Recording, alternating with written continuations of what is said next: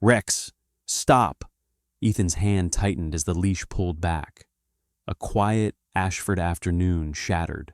Smoke slipped from the Walker house, thin, polite, until the wind turned. The sky darkened. Heat rolled outward. Inside, Wood began to scream. No sirens yet. Neighbors stood frozen, phones half raised, repeating the same lie. The house is empty, but Rex wouldn't move. The German shepherd planted his paws and barked. Low, sharp, relentless. Not fear, recognition. Ethan felt it. That cold pressure from a fire years ago. A house. A child he never saved. "Rex, what do you smell?" The bark turned desperate. Upstairs, behind smoke and walls, something moved. Small. Alive. While everyone saw an empty house, a dog knew the truth. Sometimes danger is silent. Sometimes salvation has 4 legs and refuses to leave. The winter afternoon in Ashford, Colorado moved slowly, the way it only did in small mountain towns that believed silence was something you could still protect. A pale sun hovered low behind thin clouds, casting long, cool shadows across snow-dusted sidewalks. The air smelled of pine, chimney smoke, and the faint metallic chill that settled in just before dusk. It was the kind of calm that felt earned and fragile. Ethan Walker walked at an even pace along the edge of Hawthorne Lane, his boots crunching softly against frost-hardened gravel. He was 42 years old, tall but slightly stooped, as if his shoulders had learned to brace for weight that no longer rested there. His dark brown hair was cropped short, streaked faintly with gray at the temples. A scar cut through his right eyebrow, thin and clean, the kind left by heat and falling debris rather than violence. His face carried the look of a man who had learned to listen more than he spoke, lined around the eyes, permanently, thoughtful, often distant. Ethan wore a faded firehouse jacket, the old insignia stitched over the chest, half frayed from years of use. He hadn't been an active firefighter in almost 4 years, but he still dressed like one. Some habits, once learned, didn't leave quietly. At his side walked Rex. Rex was a 7-year-old German shepherd imported from Germany, large even by working dog standards. His build was muscular but lean, designed for endurance rather than intimidation. His coat was a deep black and tan, thick around the neck and shoulders, with a dusting of silver beginning to show along his muzzle. His amber eyes were sharp, alert, always scanning, not nervously, but with purpose. Rex had been trained for urban search and rescue, disaster response, and fire detection. He had passed one of the most difficult K9 certification programs in Europe, earning quiet recognition for something trainers rarely wrote down. He refused to abandon a target, even under simulated collapse or controlled fire conditions. Where other dogs hesitated, Rex advanced. Where handlers pulled back, Rex strained forward. That trait had saved lives. It had also ended careers. Ethan held the leash loosely, giving Rex enough slack to work, but not enough to disappear. Today's session was routine, scent exposure, obedience reinforcement, calm walking through residential noise. Nothing dramatic, nothing dangerous. That was the rule now. They passed a row of modest homes, most with cars gone, driveways empty. School had ended an hour earlier. Parents were still at work. Ashford settled into its quiet middle space between day and night. Rex's ears flicked once. Ethan noticed, but said nothing. He had learned to trust that Rex would tell him when something mattered. A few houses ahead, near the bend where Hawthorne Lane curved toward the woods, stood the Walker house, a 2-story structure with pale siding, blue shutters, and a narrow porch that wrapped around the front. The yard was neat, but not overly manicured, the way it looked when someone cared but didn't have time to perform care. That was where Lily Walker lived. Lily was 7 years old, small for her age, with light brown hair that never seemed to stay tied back for long. She had wide eyes, blue-gray, often watching rather than participating, and a quiet manner that adults often mistook for shyness. Lily spoke softly, but she noticed everything. She adored Rex. Whenever Ethan walked past with the dog, Lily would appear with a shy smile and a biscuit clutched in her mittened hand. She never ran, never shouted. She waited patiently, asking permission with her eyes before approaching. Rex, for his part, treated Lily differently than he did most children. He lowered his massive head, softened his posture, accepted her offerings with almost ceremonial care. Today, Lily was not outside. The house was quiet. The curtains on the second floor were drawn. No lights were on. Ethan glanced at the front door out of habit, noting the absence of footprints in the fresh snow. He knew her parents, Mark and Julia Walker, both professionals who commuted into the city. Good people, busy people. Rex slowed, not much, just enough that the leash tightened slightly in Ethan's hand. "Easy," Ethan murmured, more out of habit than command. Rex stopped. He stood rigid now, head lifted, nostrils flaring. His ears were forward, tail low but steady. This wasn't alarm. It wasn't panic. It was focus. Ethan's chest tightened, the sensation immediate and unwelcome. Rex took one deliberate step toward the Walker house and stopped again. He inhaled deeply, then released a low, uncertain huff. Smoke. Not the heavy, choking kind that triggered alarms and sirens. This was faint, electrical, the kind that slipped through walls before anyone noticed. Ethan followed Rex's gaze. At first, he saw nothing. Then he noticed the faint haze clinging to the eaves near the back of the house, barely visible against the pale sky, so subtle it could have been breath on cold air. "Rex," Ethan said quietly. The dog whined once, a sound Ethan had heard only a handful of times before. Memory slammed into him without warning. Another winter, another house, another child whose voice had gone silent before help arrived. Ethan swallowed hard. 4 years ago, he had stood outside a burning structure while command weighed risk and probability. He had followed protocol. He had waited. The floor collapsed 20 seconds later. The child inside had never come out. That was the day Ethan Walker turned in his badge. He had told himself it was about burnout, about mental health, about needing distance. The truth was simpler. He no longer trusted himself to wait. Rex pulled forward, testing the leash. Ethan didn't correct him. "All right," he said under his breath. "Let's see." They moved closer. As they approached the side of the house, the smell sharpened. Burnt plastic. Overheated wiring. Somewhere inside, something was failing quietly, dangerously. Rex circled once, then stopped near the foundation beneath the living room window. He sat abruptly, an alert response he hadn't been commanded to give. Ethan's heart began to pound. "Good boy," he whispered, even as dread crept up his spine. A flicker of movement caught his eye.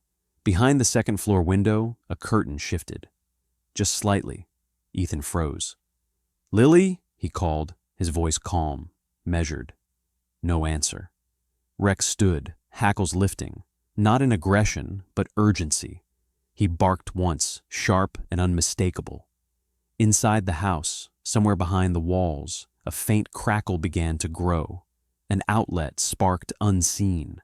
Heat crawled along the wiring, feeding on insulation, creeping upward. The fire had begun. And no one, except a man who no longer wore a badge and a dog who refused to walk away, had noticed yet. Ethan reached for his phone. Rex did not move. He stared at the house, muscles coiled, waiting. The first visible flame didn't announce itself with drama. It crept. It licked. It breathed. A thin ribbon of smoke slid from beneath the back eaves of the Walker house, darker now, thicker, no longer hiding in the winter light. The air sharpened with the bitter tang of melting insulation. Somewhere inside the walls, wood popped softly, like knuckles cracking before a fight. Ethan Walker stepped closer to the curb, eyes locked on the house. Rex surged forward.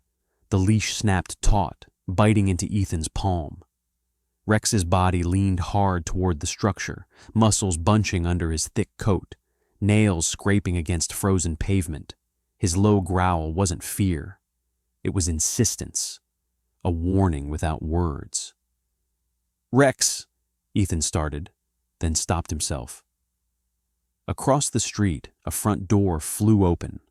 Mrs. Helen Crowley, a woman in her late 60s with short white hair and a quilted purple coat, hurried out clutching her phone. She was small and sharp-eyed, the kind of neighbor who noticed everything but rarely said much. Her gaze darted from the smoke to Ethan to the dog straining at the leash. "Oh my God," she breathed. "That's the Walker house." Another door opened, then another. People stepped onto porches, some barefoot in the cold, some holding phones, all staring at the same impossible thing, the quiet house that shouldn't be burning. "They're not home," someone said, a man in a baseball cap, mid-30s, unfamiliar to Ethan. "I saw them leave this morning, bags in the trunk." "That's right," Mrs. Crowley added, nodding quickly, as if repeating it made it safer. "Mark and Julia went out of town. Yesterday, I think." The word spread fast, passing from mouth to mouth like a prayer people wanted to believe. No adults inside, no reason to panic, no reason to rush. Rex barked again, sharp, piercing, cutting clean through the murmurs. Ethan felt the sound vibrate through his chest. "Easy, boy," he murmured, but he didn't pull Rex back. Across the yard, Tom Alvarez appeared, a stocky man in his early 40s with a trimmed beard and a county utilities jacket. He jogged toward the driveway, eyes narrowed. "Fire department's on the way," he said, breath puffing white. "Dispatch says 5 minutes. 5 minutes. Ethan's jaw tightened. Rex lunged again, harder this time, dragging Ethan a step forward despite himself. The dog's nose swept the air, then dipped low, tracking along the ground toward the side of the house. His tail was rigid, aligned with his spine. "Hey," Tom called. "You can't go in there, man." "I'm not," Ethan said automatically, though the word felt thin in his mouth. Rex stopped suddenly, head snapping upward. He froze. Then he whined, a short, urgent sound that made Ethan's stomach drop.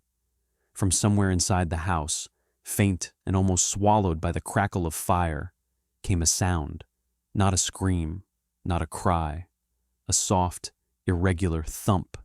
Ethan's breath caught. "Did you hear that?" he asked. No one answered right away. Mrs. Crowley tilted her head. "I don't hear anything." "That's the house settling," Tom said, though uncertainty crept into his voice. "Wood expanding happens when it heats." Ethan knew those sounds. He had heard them before, in too many structures, too many times, and he knew when they weren't what people hoped they were. Rex pulled again, desperate now, front paws lifting briefly off the ground as he strained toward the house. "No one's inside," a woman insisted from the sidewalk, hugging her coat tighter. "There'd be yelling, kids scream." Ethan swallowed. Not all kids screamed. Some hid. Some went quiet. A flicker of memory tore through him. Another hallway, years ago, smoke hanging low, the command radio crackling in his ear. Stand by. Structural integrity compromised. He remembered standing behind the line, helmet heavy on his head, boots planted, every instinct, screaming to move. He remembered the moment the floor gave way, and the silence that followed. Rex barked again, louder.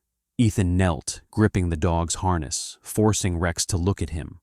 Rex's eyes burned with focus, unblinking, unwavering. "What is it?" Ethan whispered. "Show me." Rex twisted his head sharply toward the house, then back at Ethan, then toward the house again. His entire body trembled, not with fear, but with restrained motion, like a drawn bow. "Ethan," Tom said more carefully now, stepping closer. "You trained that dog for firework, right?" Ethan nodded once. Tom hesitated. "You think he's sensing something?" "I know he is," Ethan said quietly. A distant siren wailed, faint but growing. Relief rippled through the crowd. "See?" Mrs. Crowley said. "They're coming. Just let them handle it." Rex gave a low, frustrated sound deep in his chest. Ethan stood. He took 2 steps closer to the house, Rex dragging him the rest of the way. Heat pressed against his face now. The siding near the back window had begun to blister, paint curling like old paper. Smoke poured thicker from the seams of the structure, no longer pretending to be subtle. Another sound came from inside. This time, Ethan didn't doubt it. A soft knock, 3 uneven taps, from above. Ethan's heart slammed against his ribs. "Upstairs," he said hoarsely. Tom's face drained of color. "You sure?" Before Ethan could answer, the fire engine roared into view, red lights splashing across the snow. It skidded to a halt near the curb, doors flying open. Captain Daniel Brooks stepped down first. Brooks was in his early 50s, tall, broad-shouldered, his posture straight despite the years etched into his face. His hair was steel gray beneath his helmet, his eyes steady and assessing. He had the kind of calm that came from surviving long enough to know panic was contagious. "Status?" Brooks called. "House fire," Tom shouted back. "Family's out of town. No confirmed occupants." Brooks nodded once, already scanning the structure. "Any alarms?" "Not that we heard." Brooks turned toward Ethan and Rex. His gaze lingered on the dog. "That a working K9?" Brooks asked. "Yes, sir," Ethan replied. "Search and rescue, fire detection." Brooks studied Rex's posture, the tension, the forward lean, the fixed stare. "What's he alerting on?" Brooks asked. "Smoke," Ethan said. "And something else." Brooks frowned slightly. "We don't have confirmation of anyone inside." "I heard something," Ethan said. "From upstairs." Brooks held his gaze for a long second. "I can't send my people in without confirmation," Brooks said evenly. "Not yet. We secure the perimeter, assess stability." Ethan nodded. He had heard those words before. Rex strained harder, whining openly now, front paws scraping at the edge of the driveway. The siren cut off. Firefighters moved with practice speed, hoses unfurling, equipment clattering against asphalt. The crowd was pushed back, murmurs rising. Ethan felt the leash burn in his hand. Another memory surfaced. Him younger, standing behind yellow tape, watching smoke swallow a house whole. Not yet, too dangerous. We wait. His jaw clenched. "Captain," Ethan said carefully, "that dog will not false alert." Brooks's eyes flicked to Rex again. "I respect K9s," Brooks said, "but I can't base entry on instinct alone." Rex barked, loud, sharp, cutting through the noise like a blade. Then he did something unexpected. He sat, perfectly still, eyes locked on the second-floor window. That was Rex's final alert behavior, the one he only gave when he was sure. Ethan's breath went shallow. Brooks stared at the dog, something shifting behind his eyes. Not certainty, but doubt cracking. Before Brooks could speak, Ethan heard it again. A small sound, a soft, frightened scrape. From above. Ethan took a step forward. Rex surged with him. The house crackled, flames brightening behind the glass. And the quiet lie that there was no one inside began to burn away. Rex moved before anyone gave permission. The moment Captain Brooks hesitated, just a fraction too long, the German Shepherd lunged. His shoulder dipped, his weight shifted forward, and the leash snapped free from Ethan's grip as if it had never meant to hold him at all. Rex sprinted across the driveway, claws skidding on ice, then vanished into the smoke pouring from the side entrance. "Dogs in!" someone shouted. The crowd erupted. Firefighters swore, boots pounding as they surged forward to stop what had already happened. A hose line jerked sideways. Someone grabbed for Ethan's jacket. "Walker, stop!" Captain Brooks barked. "That's an order!" Ethan didn't stop. He felt the old fork in the road open beneath his feet, the same one that had split his life years ago. On one side, protocol, radio commands, waiting for confirmation that never came soon enough. On the other, instinct, trust, the living weight of a K9 who had never once been wrong. Ethan chose. Yanked a spare hood over his head, pulled his jacket tight, and ran straight through the line. Heat hit him like a wall. Smoke swallowed the world whole the instant he crossed the threshold. The house smelled of burning plastic and old wood, a choking mix that clawed at his lungs. Visibility dropped to inches. Somewhere ahead, Rex barked once, short, sharp, then again, farther inside. "Walker, you're out of position," Brooks shouted behind him, voice already fading. Ethan dropped low, one hand skimming the wall as he moved. The floor vibrated beneath his boots, alive with fire moving through the structure. He heard glass shatter above him. A beam cracked, loud as a gunshot. Rex appeared through the smoke, a dark shape cutting across the hallway, then doubled back to Ethan's side. His eyes flashed amber, focused and urgent. He nudged Ethan's knee hard, then turned and ran again, not waiting. "All right," Ethan coughed. "I'm with you." They moved deeper. The house, layout blurred into muscle memory, doorways, corners, the slight slope of the stairs ahead. Rex paused at the base of the staircase, nose sweeping the air, then surged upward. Smoke poured down from above, thicker, hotter. The banister was already scorched, the steps slick with soot. Ethan followed. Each step felt heavier than the last. His lungs burned. His ears rang with the roar of fire chewing through walls. He thought briefly, bitterly, of the word liability. How many times he'd heard it applied to men like him, dogs like Rex. Halfway up, a firefighter appeared through the smoke. Jake Mullins, early 30s, tall and wiry, his helmet askew, eyes wide behind his mask. Jake had joined the department the same year Ethan left, hungry and idealistic, still believing rules always led somewhere good. "You're insane," Jake shouted, grabbing Ethan's sleeve. "The floor's compromised." Rex spun back, barking directly at Jake's chest. Not aggressive, commanding. Jake froze. "What the hell is that dog doing?" he yelled. "Working," Ethan said. "Let go." Jake hesitated, torn between training and what he was seeing.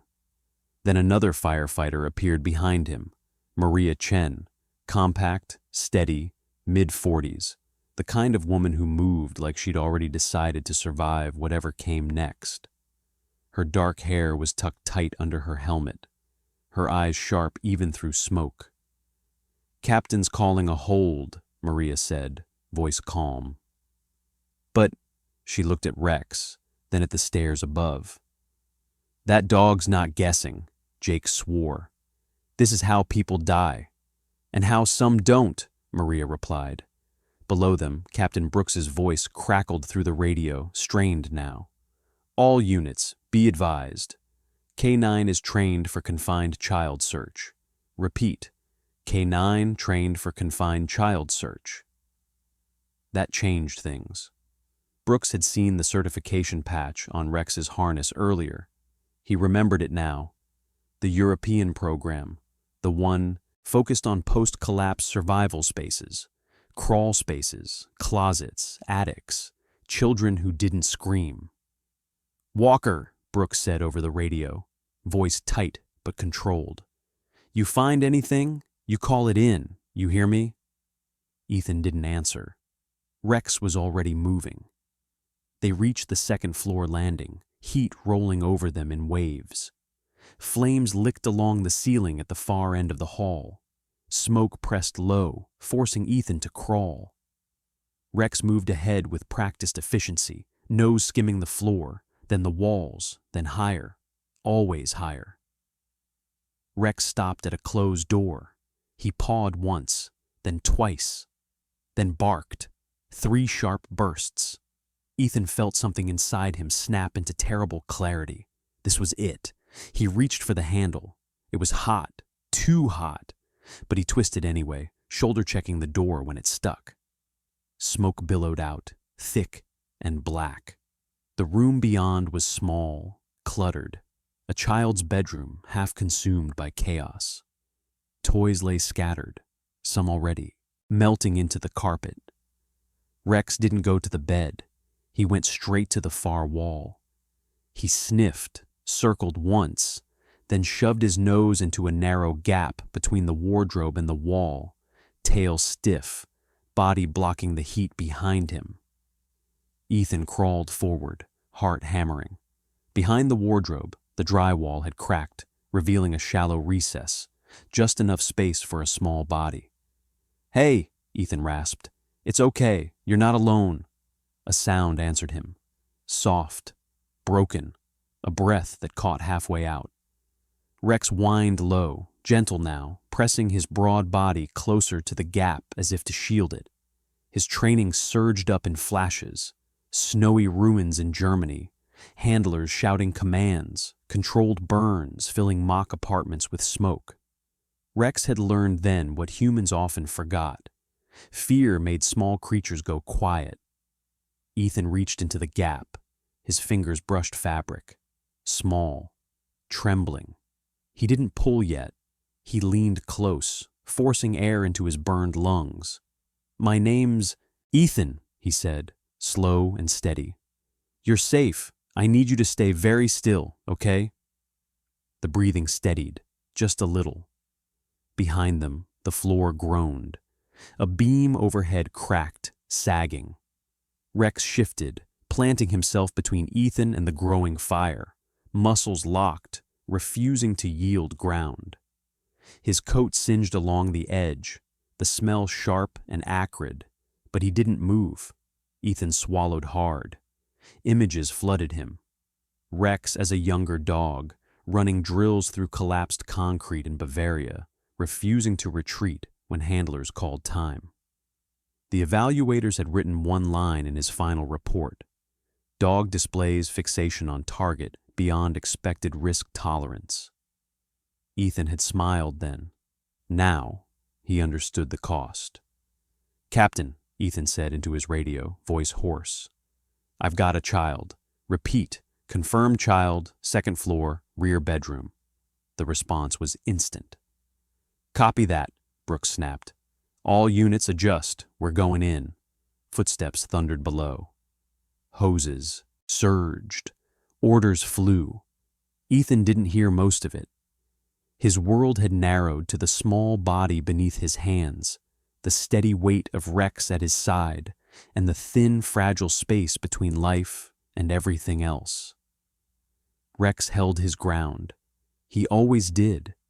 The space behind the wardrobe was barely wider than a child's shoulders. Smoke curled into it in thin, searching fingers, tasting the air, looking for weakness. Lily pressed her knees to her chest, cheek against the cold, dry wall, doing exactly what her mother had taught her. Hide, stay still, wait. She was 7, small for her age, with light brown hair pulled into a loose ponytail that had slipped free hours ago. Her pajamas were patterned with faded stars. Soot smudged her hands, and the side of her face where she had wiped at tears she refused to let fall. Lily was quiet by nature, not the kind of child who screamed when afraid. She went inward instead, folding fear into herself and holding it there like something precious she couldn't afford to drop. The house had changed fast. First the smell, sharp and wrong, then the crackle behind the walls. She had tried the door. It was hot, too hot. Her mother's voice had come back to her then, calm and steady from another time. "You're scared, Lily. Find a small place. Make yourself little. Help will come." So she did. Outside the narrow gap, Rex shifted his weight, planting himself between the fire and the hidden space. The German shepherd's broad shoulders blocked the worst of the smoke. His body angled so the heat slid past him instead of into the recess. His coat singed along the edges, the scent of burnt fur sharp, but he did not retreat. He scraped once at the wardrobe with his paw, slow, deliberate, then barked again, not loud, not sharp, reassuring. Ethan crouched beside him, lungs burning, eyes streaming. He saw Lily then, not fully, not yet, but enough. A small curve of shoulder, a hand clenched into fabric, alive. "I've got you," he said, keeping his voice low, even. "You did the right thing." The ceiling above them groaned. A section of plaster cracked, splitting open like ice on a lake. Dust rained down, mixing with smoke. Rex flinched only long enough to adjust his stance, then leaned back into position, shielding the gap with his body. He barked again, a steady rhythm this time, as if counting breaths. Lily heard the sound and clung to it. She had heard Rex bark before, from the sidewalk, from the yard. This bark was different. This bark was for her. "Rex," she whispered, voice barely there. Ethan's throat tightened. "Yeah," he said. "That's him. He found you." A firefighter's voice echoed down the hall, muffled by smoke. "Walker, we're coming up!" Captain Brooks stood at the base of the stairs, helmet tilted back, eyes narrowed at the buckling structure. He had made the call. Protocol could wait. Lives could not. He raised his arm and chopped it downward. "All units advance. We're committing." Behind him, Jake Mullins hesitated for half a heartbeat, fear and resolve colliding in his chest. Jake was 29, still new enough to remember the first day he'd put on the gear, still old enough to have seen what fire could do. He had joined after his younger brother survived a house fire, pulled out by a stranger who never stayed to be thanked. Jake moved now because of that memory, because someone had once gone in when it mattered. He followed Maria up the stairs. Inside the bedroom, the fire found fresh air. Flames licked along the ceiling beam, then roared as the wood gave way. A section collapsed, slamming down near the doorway, sending sparks skittering across the floor. The room filled with heat, fast and punishing. "Now!" Ethan shouted. He reached into the gap, sliding his arms around Lily with care, pulling her free inch by inch. She was light, too light, and shaking so hard he could feel it through his jacket. As he lifted her, Lily wrapped her arms around his neck, face buried against him, breath coming in short, frightened bursts. "It's okay," he said, again and again. "I've got you." Rex moved first. He trotted to the door, stopped, sniffed, then backed up, angling his body to create a clear path. He barked once, "Go," and trotted ahead, leading them into the hallway where smoke rolled thick and low. Ethan followed, Lily pressed tight against his chest. He stayed crouched, moving the way Rex had taught him to move, slow where it mattered, fast where it counted. The floor vibrated underfoot. Somewhere behind them, glass shattered. Jake and Maria appeared through the haze, hauling hose. Maria took one look at Lily and nodded. No words needed. She turned the nozzle, knocking back flames along the hall, carving a temporary corridor of safety. Lily's eyes fluttered open. Through the blur of smoke and heat, she saw Rex ahead of them, tail high, ears forward, glancing back every few steps to check on her. She reached one soot-streaked hand toward him. "Good boy," she whispered. Rex slowed, just enough for her fingers to brush his fur. He huffed softly, a sound like approval. They reached the stairs as another crash shook the house. The banister snapped, splintering outward. Ethan adjusted his grip, shielding Lily's head with one arm. Jake moved ahead, testing each step before Ethan followed. The heat lessened as they descended, replaced by chaos. Voices, water, motion. At the bottom, Captain Brooks stepped forward and took Lily from Ethan's arms with practiced care.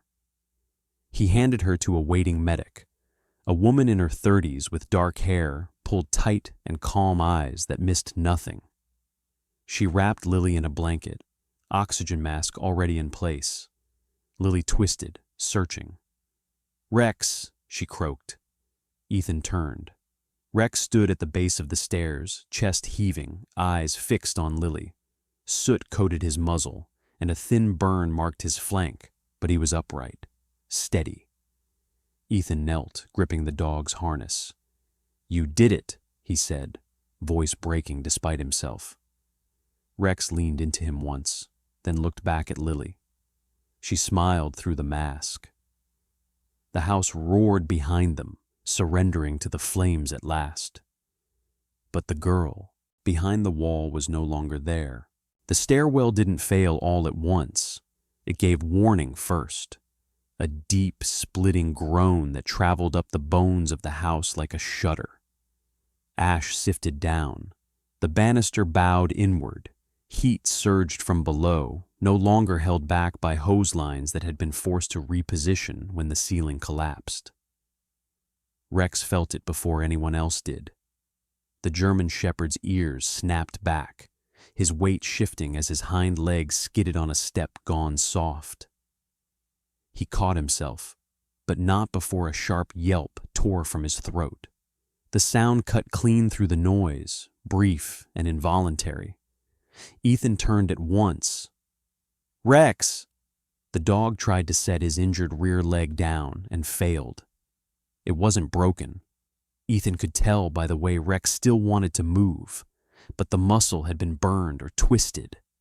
Rex compensated, leaning forward on his good legs, teeth bared not in pain but in frustration.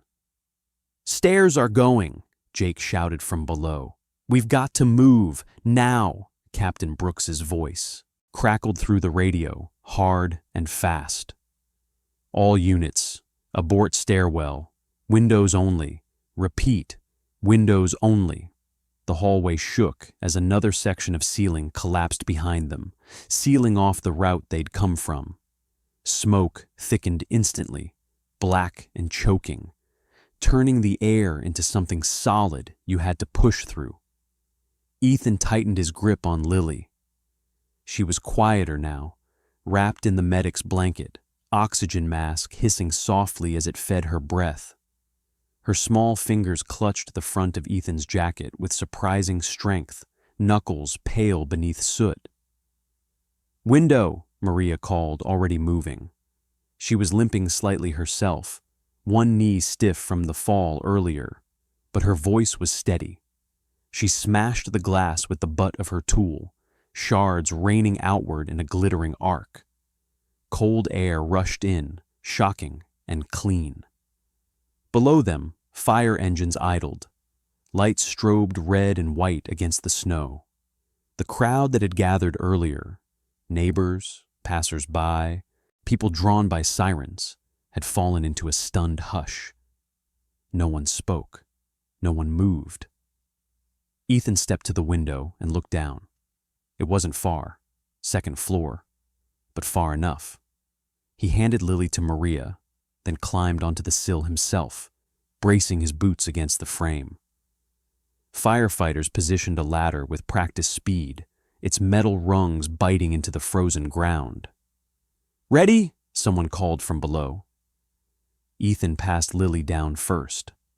For a moment, she disappeared into the arms of a firefighter whose face she would never remember clearly.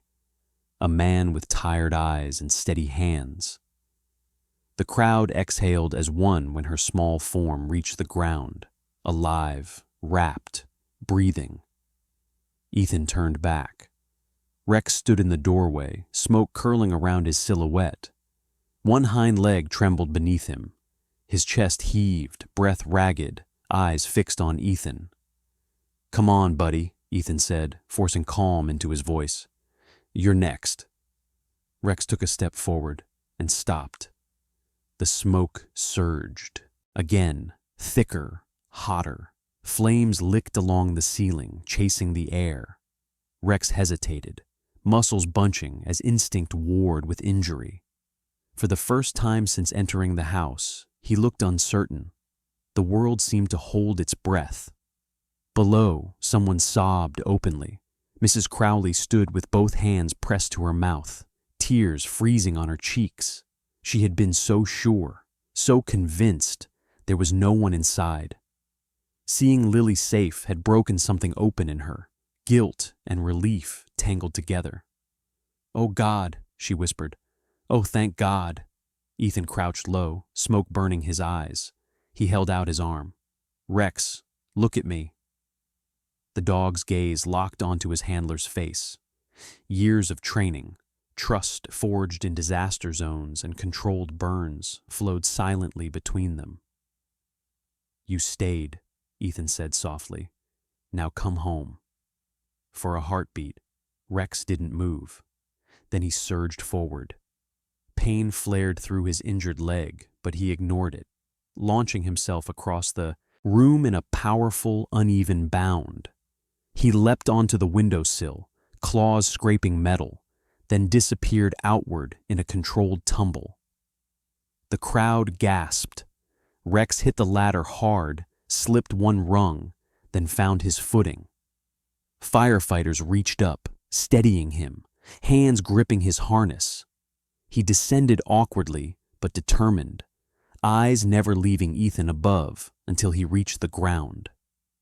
When Rex's paws touched snow, the hush shattered. Someone cheered, someone cried, someone dropped to their knees. Ethan followed seconds later, climbing out as the room behind him flashed bright with flame. He barely cleared the window before the ceiling collapsed inward, the roar deafening. On the ground, the world felt unreal. Sirens wailed, but the panic was gone. The chaos had drained away, leaving only trembling relief.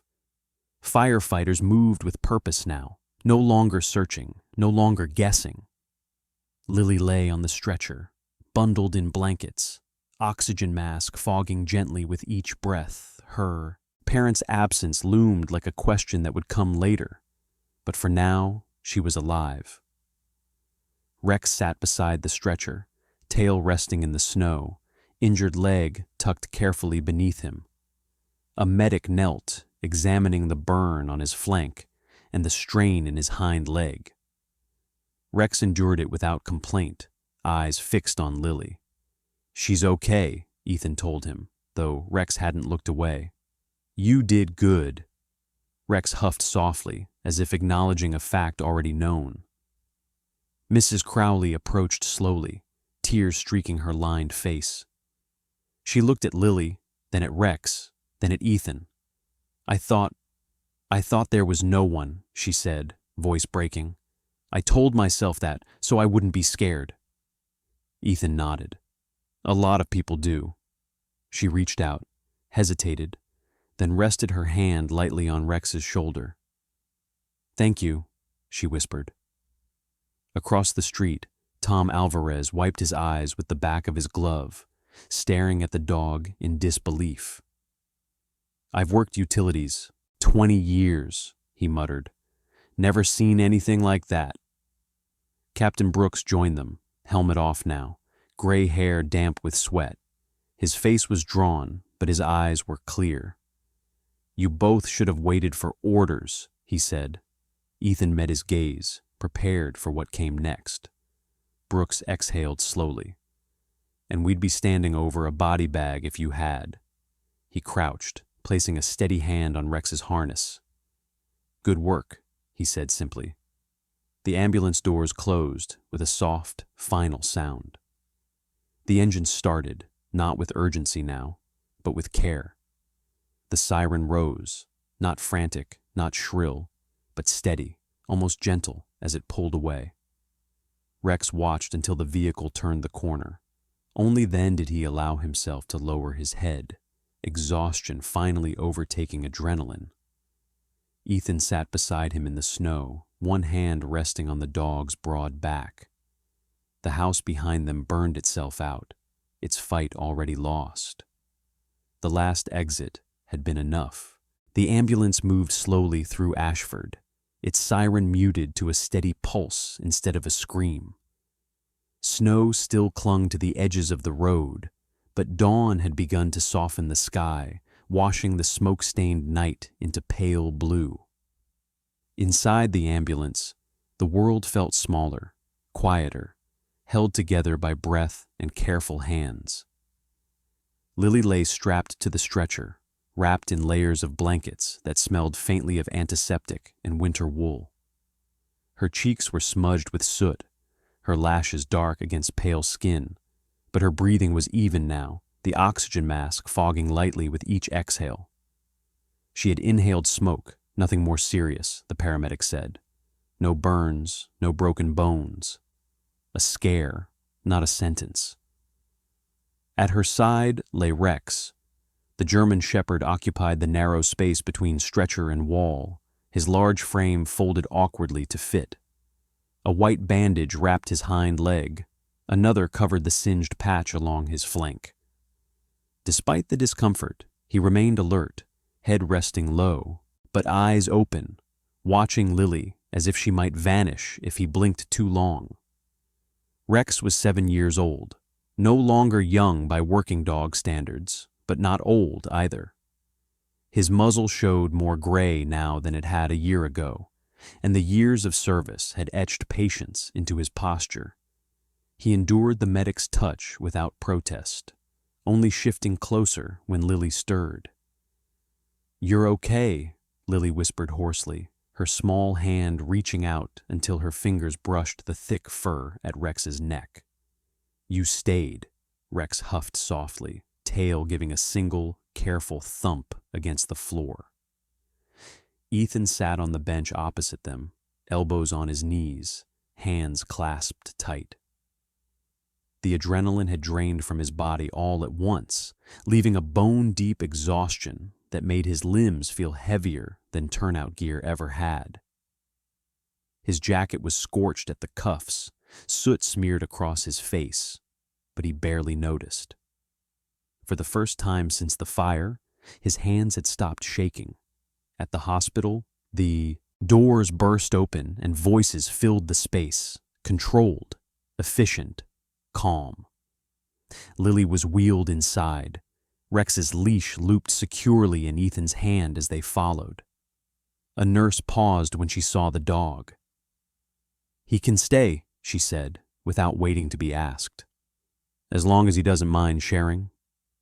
Rex minded nothing at all. An hour later, Lily's parents arrived. Mark Walker was tall and broad-shouldered, his dark hair disheveled, eyes red-rimmed with fear and exhaustion. Julia Walker, slighter in build with long auburn hair pulled into a hurried knot, clutched her coat closed with white-knuckled hands. They looked like people who had driven too fast for too long, running on nothing but dread. When they saw Lily sitting up in the hospital bed, Rex's head resting carefully against her side, Julia made a sound that was half sob, half laugh, and folded against the wall for a moment before finding her feet again. Mark crossed the room in 3 strides and knelt beside the bed. 1, hand cupping Lily's cheek. "I'm here," he whispered. "I'm here." Lily nodded, then pointed weakly toward Rex. "He didn't leave," she said, "when it was scary." Mark looked at the dog, really looked at him, then turned to Ethan. His voice shook when he spoke. "Thank you," he said. "Both of you." Ethan shook his head. "He found her," he said simply. "I just followed." Word spread quickly after that.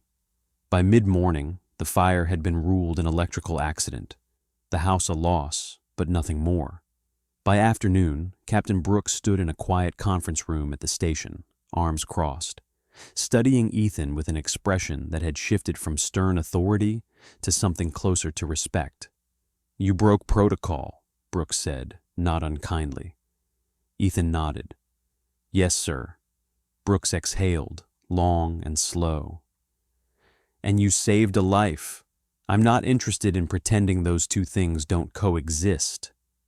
He slid a folder across the table. "We're expanding the K-9 program. Training, certification, community response. I want you to run it." Ethan stared at the folder, then up at Brooks. "I'm not active duty anymore." "I know," Brooks said. "You don't have to be. You just have to teach." Silence stretched between them. For years, Ethan had told himself he was done, that the firehouse belonged to a version of him that no longer existed. But sitting there now, the weight on his chest felt different, lighter. "I'll do it," he said quietly. Outside, the town gathered in front of the station 2 days later. It wasn't a ceremony in the grand sense. No stage, no speeches that went on too long. Just neighbors bundled in coats, firefighters in uniform, and a single German shepherd sitting proudly at Ethan's side. Rex's bandages had been changed, his limp already fading. He sat tall despite the stiffness, ears forward, gaze steady. Captain Brooks cleared his throat.